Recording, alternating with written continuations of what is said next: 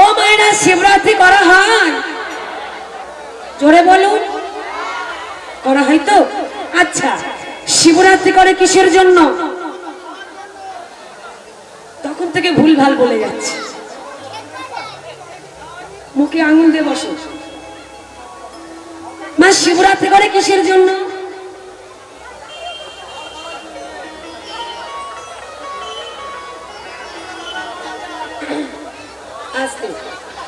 শিবরাত্রি করে স্বামীর মঙ্গলের জন্য, তাই তো নাকি?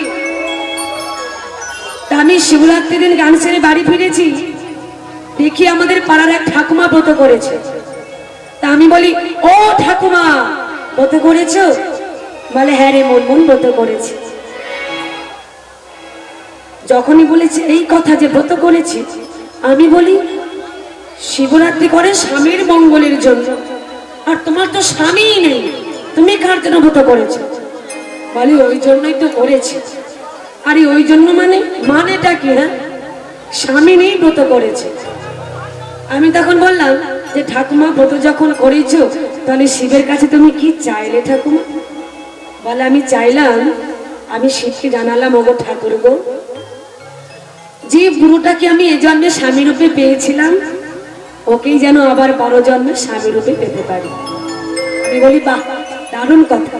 আর একটু এগিয়ে গেলাম, এগিয়ে গিয়ে দেখি একে পাড়ার বৌদি ব্রত করেছে। ও বৌদি, ব্রত করেছো নাকি?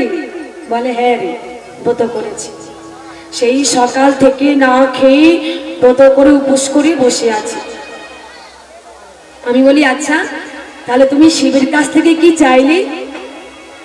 বলে, আমি শিবকে জানালাম, ওগো ঠাকুর গো, ওকে পাল্টে দাও।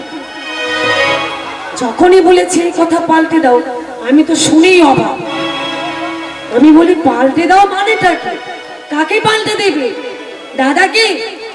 বলে, না রে, তোর দাদা প্রত্যেকদিন ওই মদ খেয়ে এসে আমাকে প্রত্যেকদিন ধরে ধরে মারে। তাই আমি শিবকে জানালাম, ওগো ঠাকুর গো, ওকে একটু পাল্টে দাও, আমার স্বামীকে একটু পাল্টে দাও।